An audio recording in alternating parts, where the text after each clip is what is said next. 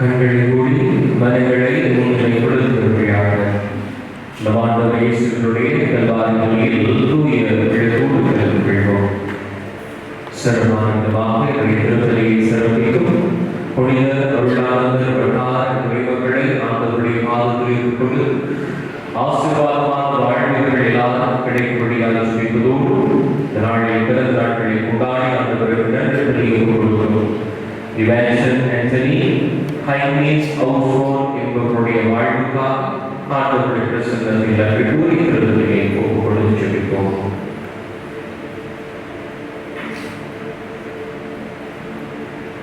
தந்தை மகனும் தூய ஆவியாரின் பெயராலே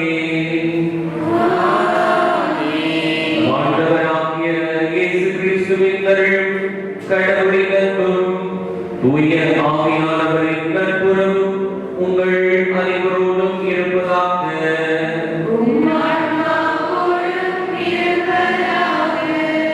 சகோதர சகோதரிகளை தூய வழிநிகழ்வுகளை கொண்டாட நாங்கள் தகுதி வரும் பொருட்டு ஆண்டவருக்கு எதிராக நாம் செய்து கொண்ட பாவம் குற்றக்குறைகள் நம் எல்லாருடைய மனித பலவீனங்களுக்காக மனவருந்தி மன்னிப்பை வேண்டுகிறோம்.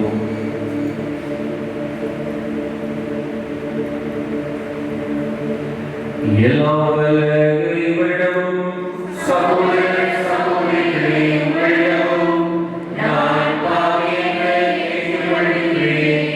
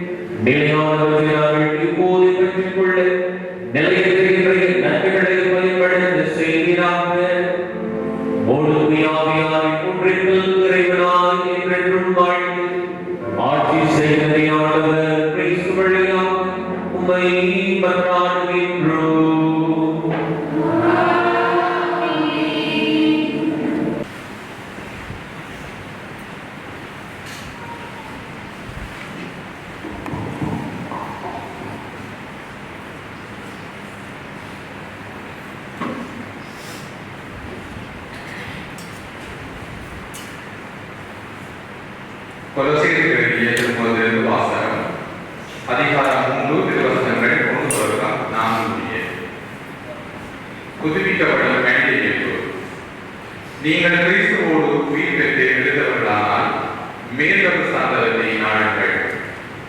அங்கு கிறிஸ்து கடவுளின் வலப்பக்கத்தில் அமர்ந்திருக்கிறார். இவ்வுலக சாதனை பற்றி அல்ல, மேலவு சார்ந்தவை பற்றி எழுதுங்கள். ஏனெனில் நீங்கள் கிறிஸ்துவோடு இறந்து விடுவீர்கள். உங்கள் வாழ்வு அவரோடு இணைந்து கடவுளுடன் மறைந்து இருக்கிறது. கிறிஸ்துவே உங்களுக்கு வாழ்வு அளிப்பவர். அவர் தோன்றும் பொழுது நீங்களும் அவரோடு மாற்றிக் கொடுத்தவராய் தோன்றுவீர்கள். இது ஆண்டவரின் அருள்வாக்கு.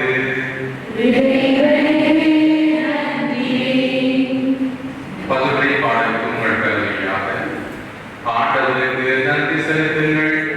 ஏழையாளர் நல்லவர்.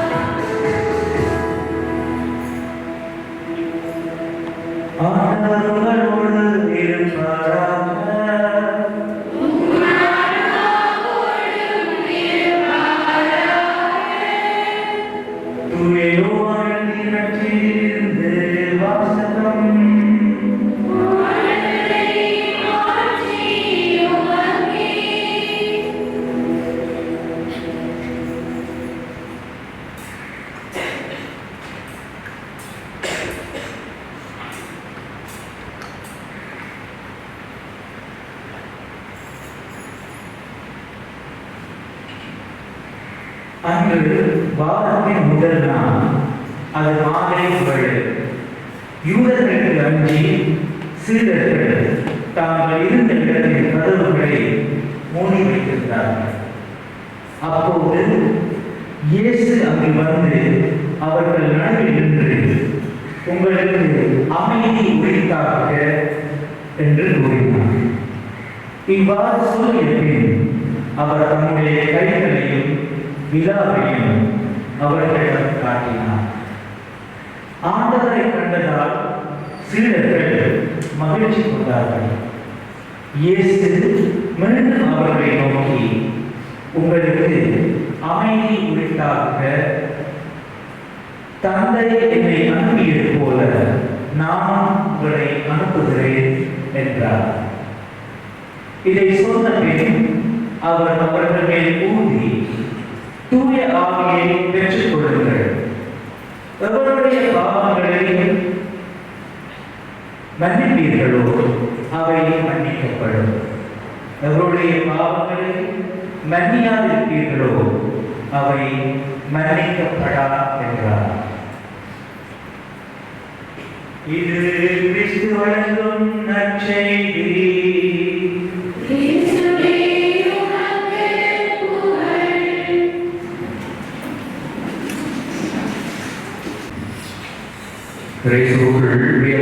சகோதரர்கள், நப்பாக்கின் பாதுகாவலரான தூய மீனாசியாருக்கு விழா எடுக்க இந்த நாளில் கூடியிருக்கிற வேளையில் 5வது ஆயத்த நாளில் உயிர்த்தெழுந்த கிறிஸ்துவின் ஆன்மீக மகிழ்ச்சி என்கிற சிந்தனைகள் இன்று நாங்கள் அனைவரும் கூடி சிந்திக்க உயிர்த்த ஆண்டவருடைய அனுபவம் என்பது ஒவ்வொரு மனிதனுடைய வாழ்க்கையிலும் பல மாற்றங்களை கொண்டு வந்தது என்பதை விவிலியத்தில் நாங்கள் வாசிக்கக்கூடியதாக இருக்கிறது. திருத்துதர் பணி 2ஆம் அதிகாரம் 22, 24, 32 வார்த்தைகளிலே ஆண்டவர் இயேசுவினுடைய இறப்பை உயிர்ப்பை குறித்து பேதுருவானவர் அவருடைய முதல் அருளுரையில் பேசுகிற பொழுது சொல்கிறார், திருச்சட்டம் அறியாதவர்கள் மூலமாக நீங்கள் இந்த இயேசுவை கொலை செய்தீர்கள். 32வது அதை தொடர்ந்து வருகிற வாக்கியங்களில் அதே பேதுருவானவர் சொல்வார், அந்த இயேசுவை ஆண்டவர் உயிர்ப்பித்தார், அதற்கு நாங்கள் சாட்சிகள். இதுதான் உயிர்த்த ஆண்டவருடைய அனுபவத்தை பெற்றுக்கொண்ட மனிதர்களுடைய வார்த்தையாக இருந்ததாக திருத்துதர் பணி நூல்கள் அழகாக சொல்கிறது. இயேசுவினுடைய உயிர்ப்பிற்கு நாங்கள் சாட்சிகள் என்று திருத்துதர்கள் தைரியமாக ஆண்டவருடைய உயிர்ப்பிற்கு அவர்கள் சாட்சிப்படும்படியாக மக்கள் முன்னிலையில் வந்து சொன்னார்கள். இதுதான் விவிலியத்தினுடைய அடிப்படையாக மாறியது, விசுவாசத்தினுடைய அடிப்படையாக மாறியது. இயேசுவை அறியாத மக்கள் வந்து கேட்டார்கள், யார் இந்த இயேசு? ஏன் அவர் உயிர்த்தெழ வேண்டும்? அவர் உயிர்த்தெழுந்தார் என்று சொன்னால் அவர் இறந்திருக்க வேண்டும் அல்லவா? அவர் இறந்திருக்க வேண்டும் என்றால் யாரால் அவர் கொலை செய்யப்பட்டிருக்க வேண்டும் என்ற கேள்விகள் மக்கள் மனதில் எழுந்தது. இவ்வாறு இயேசுவை குறித்த இறை வார்த்தை எப்படி பகிரப்பட்டது என்று சொன்னால் ரிவர்ஸில் சொன்னார்கள், அதாவது பின்பகுதியில் இருந்து ஆண்டவருடைய வார்த்தையை சொல்லி வந்தார்கள். உதாரணமாக ஆண்டவருடைய உயிர்ப்பை சொன்னார்கள். ஏன் அவர் உயிர்த்தார் என்கிற கேள்வி வருகிற பொழுது அவருடைய இறப்பை பற்றி சொன்னார்கள். ஏன் அவர் இறந்தார் என்ற கேள்வி வருகிற பொழுது அவருடைய பணிவாழ்வை பற்றி சொன்னார்கள். அவருடைய பணிவாழ்வை பற்றி சொன்ன பொழுதுதான் அவருடைய பிறப்பை பற்றி பேசுகிற நிகழ்வு நடந்ததாக நாங்கள் காணக்கூடியதாக இருக்கிறது. இயேசுவுக்குள் பிரியமானவர்களே, ஒரு மனிதனுடைய வாழ்க்கை எப்படி ஆரம்பிக்கும்? பிறப்பில் இருந்து இறப்பு வரை செல்லும். ஆனால் இறை வார்த்தை இயேசுவின் மீது வைத்த நம்பிக்கை எப்படி வந்தது என்றால் அவருடைய உயிர்ப்பில் இருந்து பின்னுக்காக வந்துதான் அவருடைய பிறப்பை குறித்து பேசுவதாக விவிலியர்கள் கூறுகிறார்கள். என்று உயிர்த்த ஆண்டவருடைய இந்த ஆன்மீக மகிழ்ச்சியை நீங்கள் நாம் பெற வேண்டும் என்றால் அந்த உயிர்த்த ஆண்டவரை ஒரு முறையாக நாங்கள் வாழ்க்கையில் சந்திக்கின்ற அந்த அனுபவம் தான் நம்முடைய வாழ்க்கையில் ஏற்படுகிற ஒரு தலை சிறந்த மாற்றமாக இருக்கிறார்கள். பேதுருவானவர் படிப்பறிவில்லாதவர் என்று சொல்லப்பட்டது. ஆனால் எப்பொழுது வேதாந்தமுடைய அனுபவத்தை அவர் பெற்றுக்கொண்டு தூய ஆவியின் வல்லமையினாலே தூண்டப்பட்டாரோ அந்த நேரத்தில் இயேசுவினுடைய உயிர்ப்புக்கு சான்று பகரத் தொடங்கினார். இதுவரை காலமும் நடுக்கத்தோடும் பயத்தோடும் ஒரு அறைக்குள்ளே வாழ்ந்து கொண்டிருந்த சிலர்கள் உயிர்த்தாண்டவருடைய அனுபவத்தை பெற்றுக் பொழுது அவர்களால் இருக்க முடியவில்லை. அவர்கள் சொன்ன வார்த்தைகளை பாருங்கள், நாங்கள் கண்டதையும் கேட்டதையும் அறிவிக்காமல் இருக்க எங்களால் முடியாது. ஏன் அந்த அளவுக்கு உயிர்த்த ஆண்டவருடைய அனுபவத்தை அவர்கள் பெற்ற பொழுது அவர்களால் இருக்க முடியாது இருந்தது. எப்படியாவது இந்த ஆண்டவரை பற்றி பேச வேண்டும் என்ற விருப்பம் அவர்களுக்கு எழுந்தது. திருத்துதர் பணி நூலை முழுவதுமாக நாங்கள் வாசிக்கிற பொழுது உயிர்த்த ஆண்டவருடைய அனுபவத்தை யாரெல்லாம் பெற்றுக் கொண்டார்களோ அவர்கள் அந்த ஆண்டவருக்கு சான்றுபடியாக வந்தார்கள். அதே திருத்துதர் பணி 9ஆம் அதிகாரத்திலே பார்க்கிறோம். சவுல் என்ற ஒரு மனிதனை குறித்து பேசுகிறது. யாரெல்லாம் ஆண்டவரை குறித்து பேசுகிறார்களோ அவர்கள் எல்லாம் அந்த கொலை செய்வது என்று ஆதங்கத்தோடு கண்களை கட்டி எழுந்த ஒருவர் தான் இயேசுவை கண்ட பொழுது சவுல் என்ற மனிதன் பவுலாக மாறுகிறான். இந்த நேரத்தில் ஆண்டவருடைய அனுபவம், உயிர்த்த ஆண்டவருடைய பிரசன்னம் ஒரு மனிதனுடைய வாழ்க்கைக்குள்ளே இறங்கி வருகிற பொழுது அவர்களாக இருக்க மாட்டார்கள், அவர்களாக இருக்க முடியாது. ஏனென்றால் அப்படிப்பட்ட ஒரு அனுபவத்தை வாழ்க்கையில் அவர்கள் பெற்றுக் கொண்டார்கள். இதை நீங்களும் நானும் எங்களுடைய ஆன்மீக வாழ்க்கையிலும் மாற்றமடைய வேண்டும் என்றால், முதிர்ச்சி அடைய வேண்டும் என்றால் இந்த உயிர்த்த ஆண்டவர்களுடைய அனுபவத்தை உள்ளடக்கியாவது நம்முடைய வாழ்க்கையில் நாங்கள் கண்டுகொள்ள வேண்டும். பிரியமான சகோதரர்களே, இன்று நம்முடைய வாழ்க்கையில இந்த 4வது திருப்பலியை பார்க்கும்படியாக, இந்த நவநாள் திருப்பலியில் கலந்து கொள்ளும்படியாக வந்திருக்கிறோம் என்றால் இந்த உயிர்த்த ஆண்டவர் மீது நாம் வைத்த விசுவாசம் ஒன்றை. அன்று இயேசுவினுடைய பிறப்பு இடம்பெறவில்லை என்று சொன்னால் அவருடைய வாழ்க்கைகள் தெரிந்திருக்காது. அவருடைய பாடுகள் மரணம் உயிர்ப்பு நடைபெறவில்லை என்றால் அதனுடைய விசுவாசங்களுக்கு தெரிந்திருக்காது. அவர் உயிர்த்தெழவில்லை என்றால் அந்த நீங்களும் நானும் ஆவிக்குள்ளே இருந்து திருப்பலியை கலந்து கொண்டிருக்க மாட்டோம். ஏன்? அவர் இறந்தார், உயிர்த்தெழுந்தார். அந்த உயிர்த்த அனுபவத்தை யாரெல்லாம் கண்டார்களோ அவர்கள் இயேசுவுக்கு சாட்சிகளாக வாழ முன்வந்தார்கள்.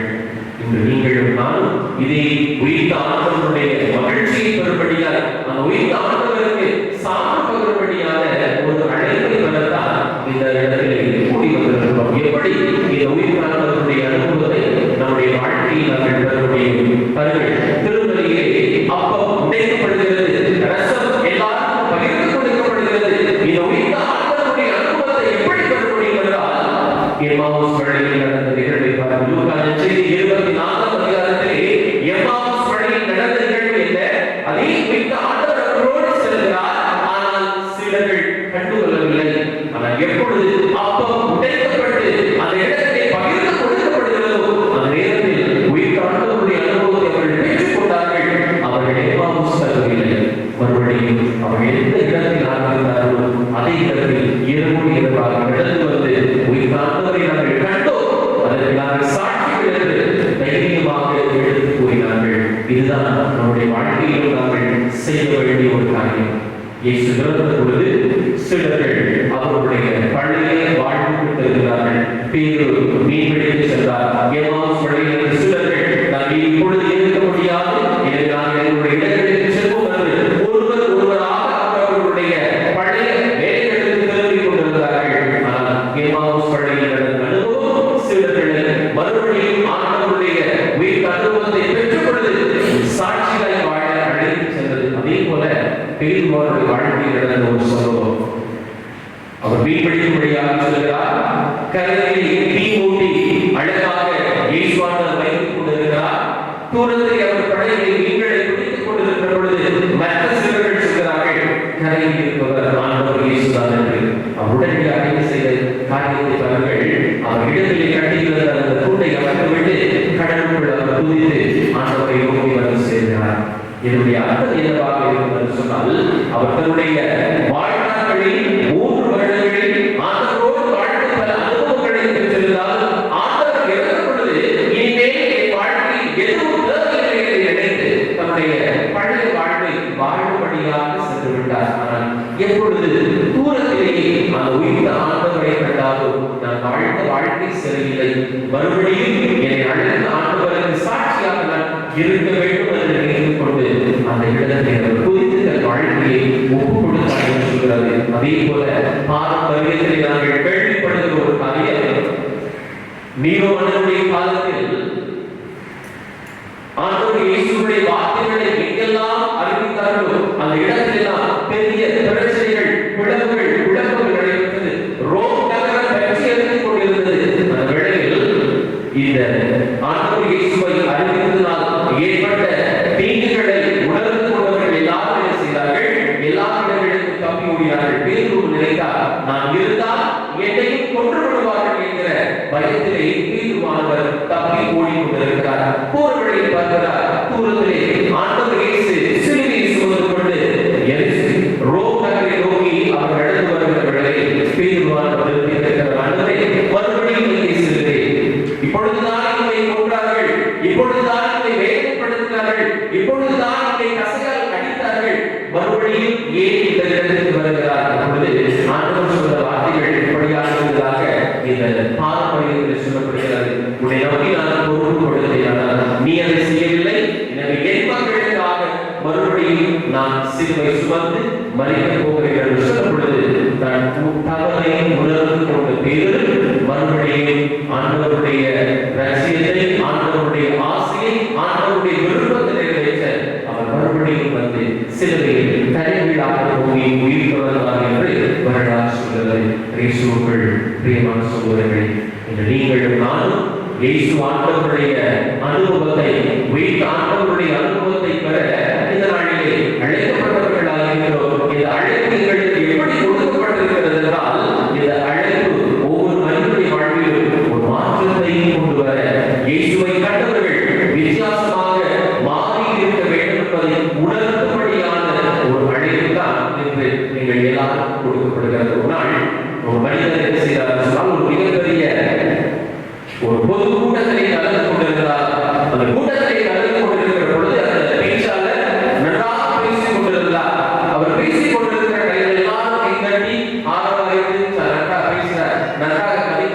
சொல்லி கூச்சலெல்லாம் போட்டு கையெல்லாம் கட்டி மிகப்பெரிய ஆரவாரம். இவ்வளவு பேசிக் கொண்டிருக்கிற பொழுது அவர் சொன்னாரா, இந்த வாழ்க்கையில நான் மகிழ்ச்சிகரமான நாட்கள் என்று எதை சொல்வேன் என்றால், இன்னொருவருடைய மனைவியோடு நான் வாழ்ந்த நாட்கள் என்று சொன்ன உடனே எல்லாருக்கும் அதுக்கப்புறம் நம்ம இன்னொருத்தரோட கொண்டாடி வாழ்ந்தது இவருக்கு சந்தோஷமாக இருக்கிறது. இவ்வளவு பெரிய ஒரு பேச்சாளர் நினைச்சோமே, பப்ளிக்காக ஒரு வார்த்தையை சொல்லிட்டாரு என்று நினைச்சு எல்லாரும் ஷோக்ல இருக்கிற பொழுது சொன்னார். அது யாரும் இல்லை, இரண்டாம் இன்னொருத்தருடைய மனைவி கிடையாது, அப்பா, இன்னொருவர் மனைவி, அம்மா. அவருடைய அம்மாவை குறித்து அவர் பேசும் பொழுது எல்லாரும் சந்தோஷம் கொடுக்கல, எல்லாரும் கையை தட்டி ஆரம்ப ஆரம்பிச்சா அந்த மாதிரி கிடைக்கிறேன் அந்த மாதிரி கிடைக்கிறேன் சொல்லுகிற பொழுது இந்த கூட்டத்தில் ஒருவருக்கு யோசனை வந்துட்டான். இதே மாதிரி வீட்டை போய் நானும் கருத்தை கொண்டாட்டிக்கு சர்ப்ரைஸ் பண்ணிட்டாங்க.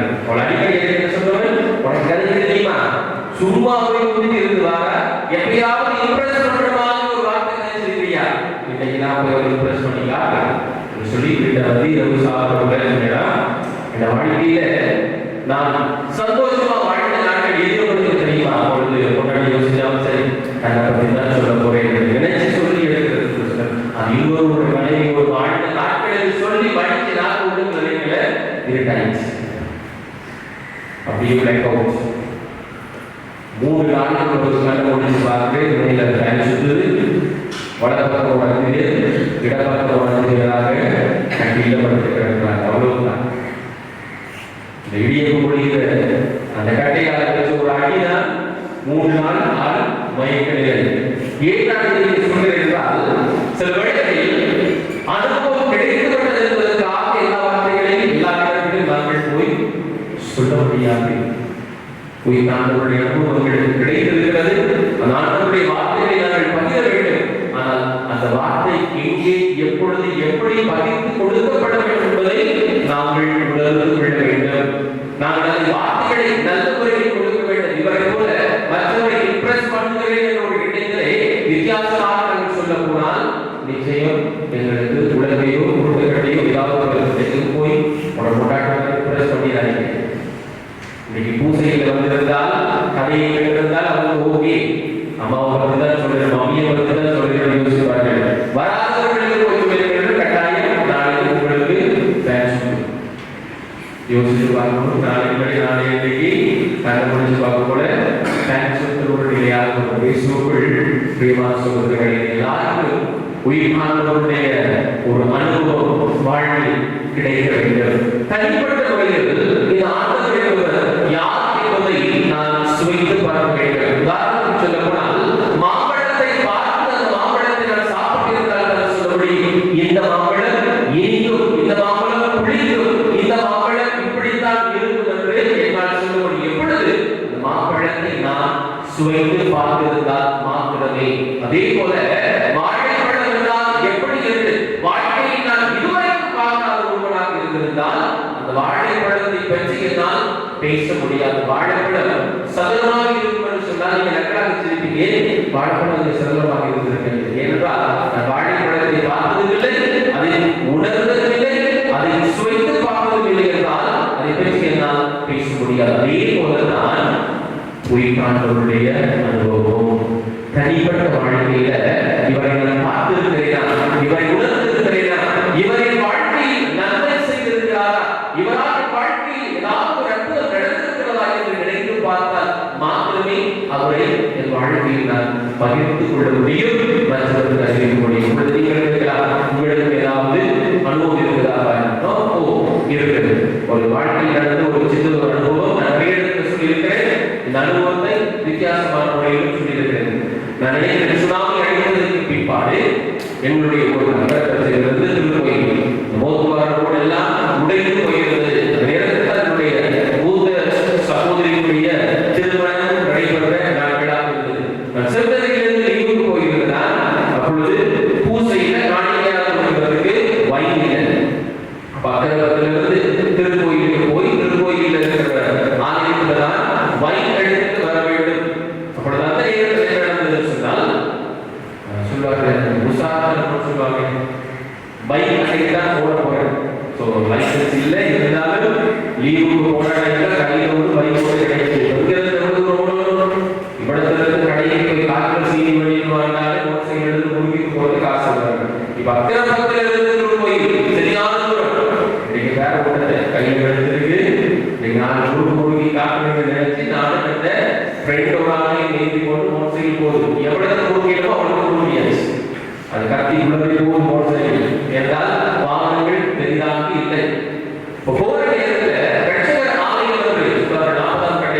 அந்த ஆலயத்தை பார்த்து ஒரு விலாசங்கள் போட்ட ஞாபகம்.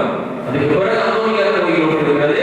அந்த சுனாமியில் அந்த கோயில் அடிபட்டு விட்டது. அந்த சுல்பரம் இருந்ததை பார்த்து ஒரு விலாசங்கள் போட்ட ஞாபகம். அப்படி போய் கொண்டிருக்கிற டைம்ல திடீரென்ற மாதிரி பைக் காத்து போய் ஃபுல் ஸ்பீட்.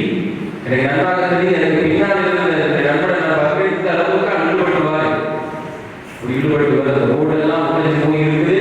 ஈடுபட்டுவாரு. முன்னால ஒரு லோரி வந்து கொண்டிருக்கு. நான் நினைச்சு சரி கட்டி வேண்டும். கடைசி நாள் உயிர்த்தாண்டவரை கேட்டாயா? ஆம் கண்டேன். கடைசி நாள் கண்ணு மூடி கொடுத்து பிரேக் அடிச்சு லோரி முன்னால மோட்டர் சைக்கிள் நிற்குது. 2 பேருக்கு 2 ரூபாய். அப்படிதான் நான் யோசித்தே நடந்தது. நினைவு எனக்கு வந்தது. ரட்சகர் ஆலயத்தை தாண்டுகிற பொழுது நான் பிதாசனம் போட்டு ஆண்டவரே போறேன், கவனமாக பார்த்துக் கொள்ளுங்க, கவனமாக பார்த்துக் கொள்ளுங்க சொன்ன அந்த செலவு எனக்கு ஞாபகம் வந்தது. உயிர்த்தாண்டவரை கண்டாயா? ஆம் கண்டேன். வாழ்க்கையில் இப்படி ஒரு அனுபவத்திலே அந்த ஆண்டவருடைய பிரசன்னம் பாதுகாப்பாக எனக்கு அமைந்தது. என் வாழ்க்கையில் நான் உணர்ந்து கொண்டேன். அதே போலதான் உங்களுடைய தனிப்பட்ட வாழ்விலும் இவரை கண்டறிகிறீர்களா? அப்பொழுதுதான் அது ஆன்மீக மகிழ்ச்சியாக வரும். வெளியில் நம்பிக்கையோடு சொல்ல முடியும். நான் ஆண்டவரை பார்த்திருக்கிறேன், அவரை உணர்ந்திருக்கிறேன், என் வாழ்க்கையில் அவரை சுவைத்து பார்த்திருக்கிறேன். அந்த ஆண்டவரை உங்களுக்கு நான் சொல்கிறேன் என்ற தைரியத்தோடு அந்த உயிர்த்தாண்டவருக்கு நான் சாட்சிகளாக இருக்க முடியும். தீர்வானவர் உயிர்த்தாண்டவருடைய அனுபவத்தை பெற்றார், தைரியமாக வெளியில் சொன்னார். பவுலும் உயிர்த்தாண்டவருடைய அனுபவத்தை பெற்றார், தைரியமாக வெளியில் சொன்னார். அதே போல தாவீதுக்குள் இருக்கிற நீங்களும் நானும் இந்த உயிர்த்தாண்டவருடைய அனுபவத்தை தனிப்பட்ட முறையில் அனுபவித்திருந்தால் மாத்திரமே நாங்கள் அவரை பற்றி எடுத்து கூற முடியும், பறைசாற்ற முடியும், அவருடைய உன்னத சாட்சிகளால் வாழ முடியும். நம் ஒவ்வொருவரையும் இந்த உயிர்த்தாண்டவருடைய தனிப்பட்ட ஆன்மீக மகிழ்ச்சியை பெறும்படியான ஒரு அழைப்பை கொடுத்திருக்கிறது. அனுபவிப்போம், உணர்ந்து கொள்வோம், சுவைத்து பார்ப்போம். அந்த சுவைத்தானவரை மற்றவரோடு பகிர்ந்து கொள்வோம். ஆமென். நாம் அனைவரும் எழுந்திருந்து நம்முடைய மன்றாட்டுகளை ஆண்டவருடைய பாதங்களை ஒப்புக் கொடுத்து சுபிப்போம். அன்பின் ஆண்டவரே இறைவா, எவரது திரு அவையானது பரிசுத்த ஆவியின் துணையோடு உயிர்த்த கிறிஸ்துவின் மகிழ்ச்சியையும் சமாதானத்தையும் உலகெங்கும் அறிவித்து மக்களை நம்பிக்கையின் பாதையில் வழிநடத்த வேண்டும் எனவும் திரு அவையை வழிநடத்தும் திருத்தந்தை ஆயர்கள், குருக்கள், அருட்சகோதர சகோதரிகள் அனைவரையும் பாதுகாத்து வழிநடத்த வேண்டும் என்று இறைவா உம்மை மன்றாடுகின்றோம்.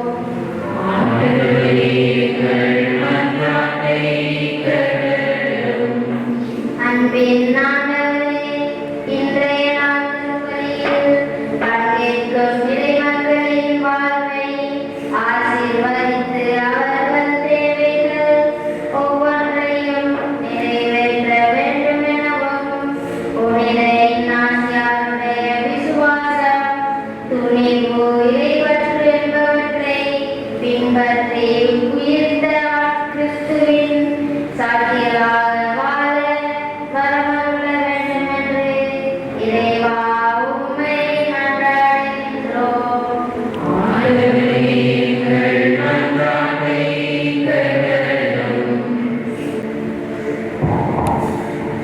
அன்பின் ஆண்டவரே, இன்றைய நாள் திருப்பலியை நிறைவேற்றும் அன்றாட வட்டார இறை மக்களின் குடும்பங்களின் தேவைகளை நிறைவேற்ற வேண்டும் எனவும் அவர்களின் உடலுள்ள ஆரோக்கியத்தை வழங்கவும் பிள்ளைகள் கல்வியில் சிறப்புற வேண்டும் எனவும் நல்ல தொழில் வாய்ப்புகள் கிடைக்க வேண்டும் எனவும் மன்றாடுவதோடு சிறுமந்தையாகிய உண்மை உயிர்த்த கிறிஸ்துவின் வல்லமையை பெற்று சமுதாயத்தின் மத்தியில் அவரின் சாட்சியாக வாழ வேண்டும் என்று இறைவா உம்மை மன்றாடுகின்றோம்.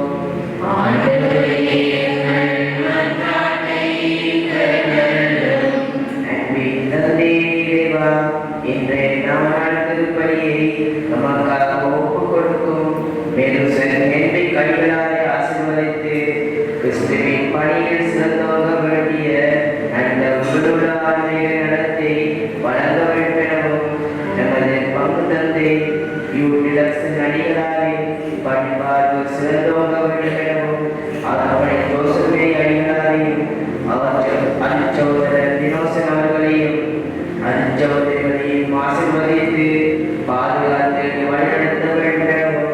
இறைவா உண்மை மன்றாடுகின்றோம்.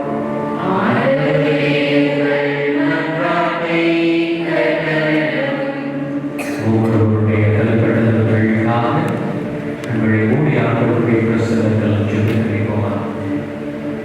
அப்பா பரிசுத்தமான தகப்பனே, நிறைமையான அமைப்புகளுக்காய் ஆசீர்வாதமான நேரத்திற்காக நன்றி சொல்லி சொல்லிக்கிறோம். ஆண்டவரே, உம்மை பார்க்கும்படியாய் உம்முடைய பிரசனத்தின் அனுபவத்தை பெற வேண்டும் என்ற ஆசையோடு இடத்திலுமாய் நாங்கள் கூடி வந்திருக்கிறோம். ஆண்டவருடைய பிரசனத்துக்கு சென்றால் வாழ்க்கையில் நடந்த துன்பங்கள் வேதனைகள் எல்லாம் கூடி போகும். உலக ஆழத்தில் இருக்கும் கவலை கஷ்டங்கள் தீர்ந்து போகும். ஒரு நிம்மதி, ஒரு சமாதானம், ஒரு மகிழ்ச்சியின் வாழ்வில் கிடைப்பதை நம்பி தேடி வந்த எல்லா பிள்ளைகளையும் ஆசீர்வதிப்படியாக மன்றாடி ஒப்புக்கொள்கிறேன். வாழ்க்கையில் நிறைய வேதனைகள், சோதனைகள், குடும்பங்களுமாக நடந்து போகிறது. வாழ்வில் என்னதான் செய்தால் வெற்றிகளை காண முடியாத ஒரு நிலையாக இருக்கிறது. நம்பி வந்திருக்கிறேன். ஆண்டவரை கைவிட மாட்டார். அவருடைய பரிசுத்த வாழ்வில் நிறைவேறுவதை காத்திருந்து சொல்கிறேன். கூடி வந்து ஒவ்வொருவரையும் சுவாமி திருப்பதி சிறப்பிக்கும் அருளாளர் இறைவர்களை ஆசிர்வதிக்க நன்மை பொருந்தி ஒரு வாழ்வு, நல்ல திருமணம், பொழிவாய்ப்பு, குழந்தை பாக்கியங்களோடு கூடிய ஆசீர்வாதம் கிடைக்கும் என்றார்கள். ஆண்டவரே, இடத்திலுமாய் இருக்கிற எல்லாரையும் பொருள்படுத்தி பாதுகாத்து நன்மையான ஆசீர்வாதமான காரியங்கள் நடத்தி கிருபை செய்தீர்கள். நல்ல தகப்பனே, ஆமென்.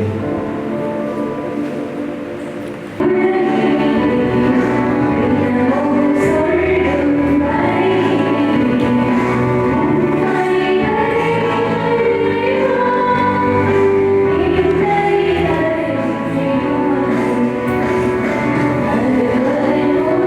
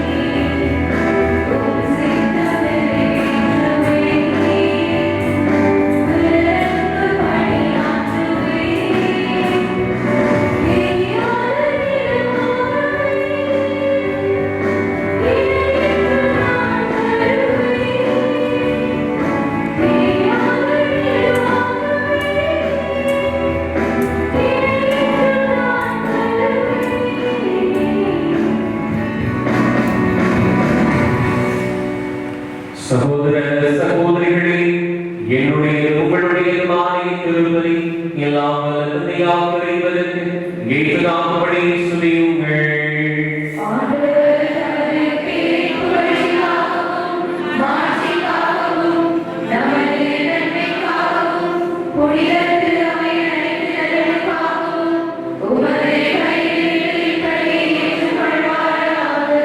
ஆண்டவரே, நீர் தாமே வாழ்வழங்கி குடிகளிலிருந்து நாங்கள் கொண்டவரை காணிகளை ஏற்றெழும். அதனால்வருடைய ஆற்றலால் செயல்படும் இப்புனித நிகழ்வுகள் உலகிலங்கள் வாழ்வை புனிதப்படுத்தி நிலையான பேரின்பத்திற்கு இட்டுச் செல்வதாக. ஆண்டவராகிய கிறிஸ்து வழியாக உம்மை மன்றாடுகின்றோம். ஆண்டவர் உங்களோடு இருப்பாராக. இதயங்களை மேலே எழுப்புங்கள். நமது ஆண்டவருக்கு நன்றி கூறுவோம். ஆண்டவரே, தூயவரான தந்தையே, என்றும் உள்ள எல்லாம் வல்ல இறைவன், ஆண்டவராகிய கிறிஸ்து வழியாக எந்நாளும் எவ்விடத்திலும் நாங்கள் வந்து நன்றி செலுத்துவதை மெய்யாகவே தகுதியும் நீதியுமாகும். எங்கள் கடமை நிறைவேற்றுக்குரிய செயலுமாகும். ஏனையோர் புனிதர்களுடைய சாட்சியத்தால் உமது திரு அவை என்றும் புதிய ஆற்றல் பெற்று வளவடைகிறது. வாரியங்கள் மீது கொண்டிருக்கும் வரைவன்மை கள்ளத் தெளிவாக காட்டுகின்றேன். மேலும் மரணிகளை நாங்கள் நிறைவேற்றுவதில் அப்புனிதர்களின் சிறப்பு கருத்து காட்டால் தூண்டப் பெற்று அவர்களது தகுந்த பரிந்துரையால் என்றும் ஊக்கமரம் வருகின்றேன். ஆகவே ஆண்டவரே, வாக்குதல் புனிதர்களோடு நாங்கள் சேர்ந்து முதல்வரை பறைசாற்றி அக்களிப்புடன் சொல்வதாகவே.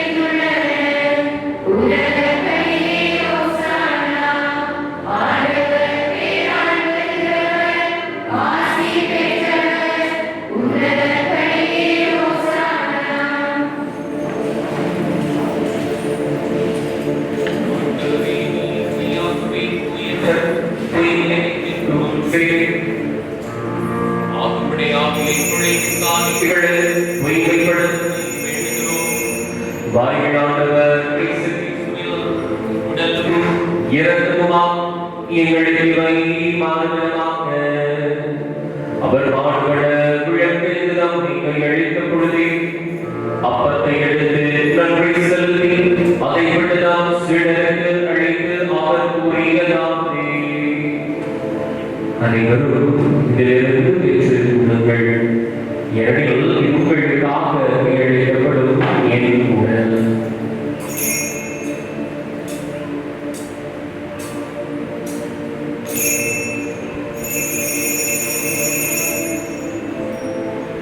வண்ணமே இறந்திருந்தை இறந்தீர்கள் கிண்ணத்தையும் எழுத்து மீண்டுமாக்கு நன்றி கூறி தாம் சிடர்களுக்கு அழைத்து அவர் கூறியதாகவே. அனைவரும் இதிலிருந்து பெற்று தருங்கள். ஏனெனில் இது புதிய நிலையான உடன்படிக்கைக்குரிய என் இரத்தத்தின் கிண்ணம்.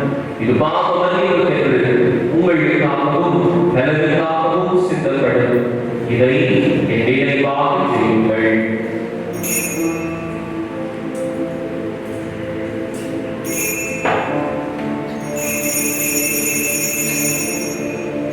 நம்பிக்கையில் மறைவுள்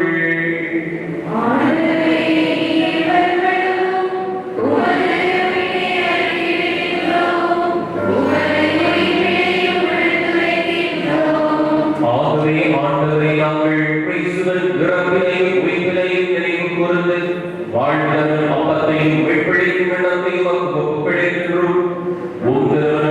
ஊழியமுறையை தகுந்தவர்களை எங்களை ஏற்றுக்கொண்டீர். எனவே உமக்கு நன்றி செலுத்துகின்றோம்.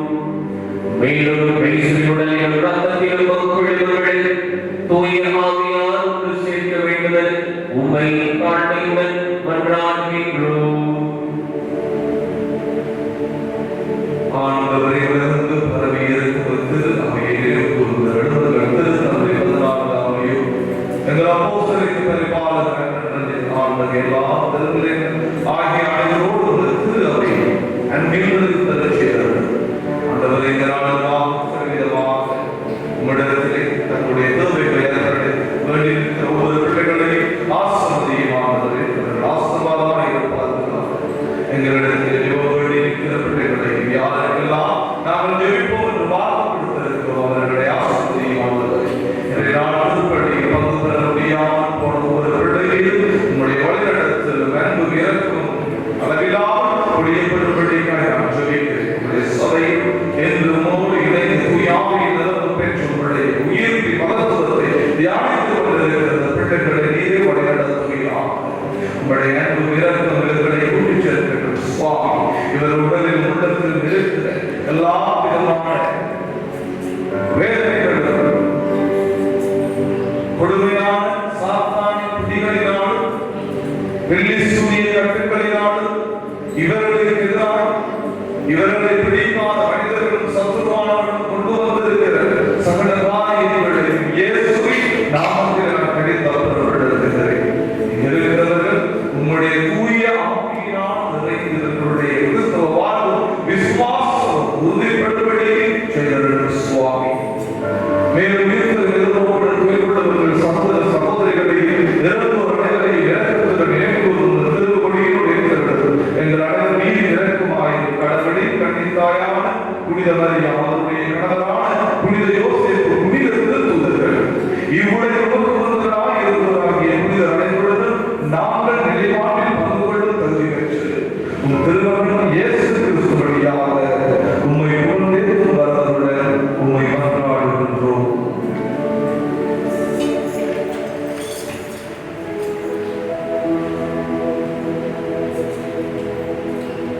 இவர் வழியாக இவரோடு எல்லாம் வல்ல இறைவனாகிய தந்தையே, தூய ஆவியில் ஒன்றித்து எல்லா புகழும் மாட்சியும் என்றென்றும் உமக்கே உரியதே.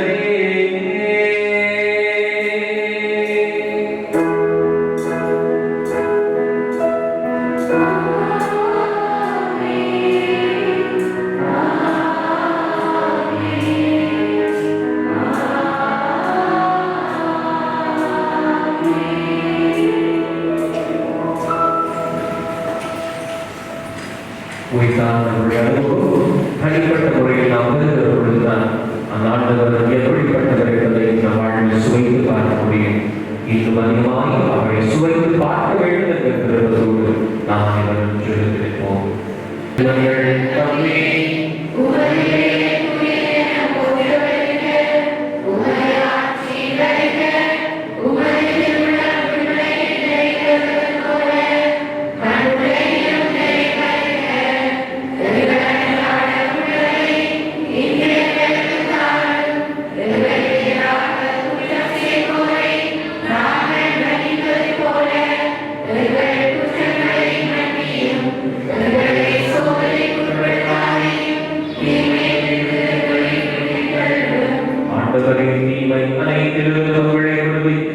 எங்கள் வாழ்நாளில் உடனே நன்றாகிறோம்.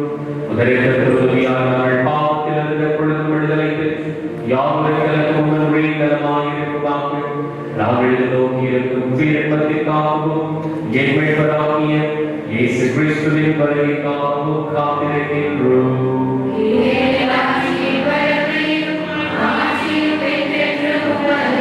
ஆண்டவரே, இயேசு கிறிஸ்துவை அமைதி உங்களுக்கு விட்டுச் செல்கிறேன். என் அமைதி உங்களுக்கு அளிக்கிறேன். எங்கள் பாவங்களை பாராமல் திருவை நம்பிக்கை கண்ணோக்கி உமது திருவிழத்திற்கு ஏற்ப அதன் அமைதியை ஒற்றுமை அளித்தருளினாக என்றென்றும் வாழ்ந்து ஆட்சி செய்தவர் நீரே. ஆண்டவருடைய அமைதி உங்களோடு என்றும் இருப்பதாக.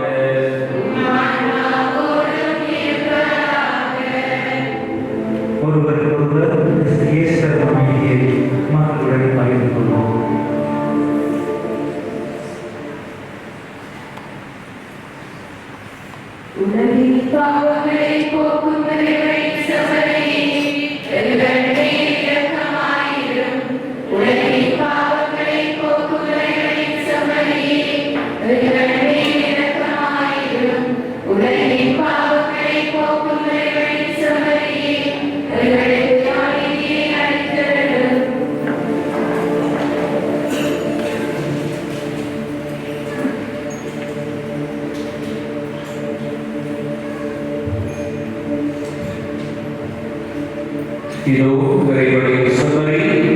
இவரே நம் ஒவ்வொருவருடைய தனிப்பட்ட வாழ்வில் அவருடைய அனுபவத்தை பெற அழைத்திருக்கும் ஆண்டவர். இந்த ஆண்டவரை திருவிழத்துக்கு அழைத்து பெற்று நாங்கள் எல்லாரும் பெறுகிறவர்கள்.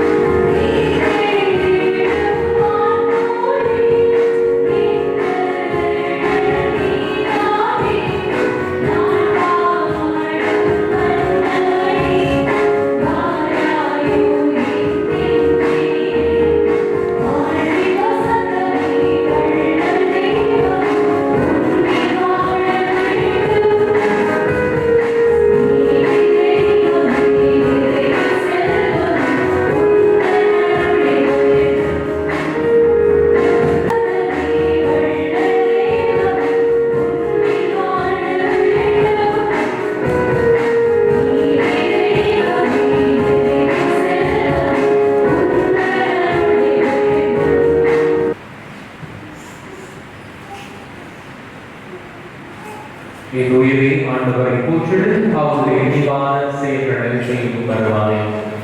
சுமிக்குமாக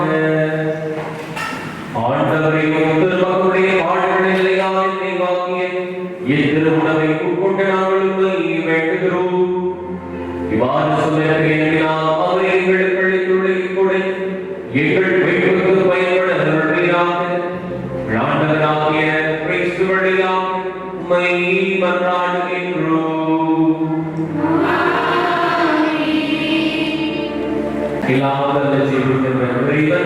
தந்தை, மகன், தூய ஆவியார் ஒவ்வொருவரையும் ஆசீர்வதித்து என்று பாதுகாத்து வழிநடத்துவாயாக. வாழ்கள் திருப்பதி நிறைவேறுவதற்கு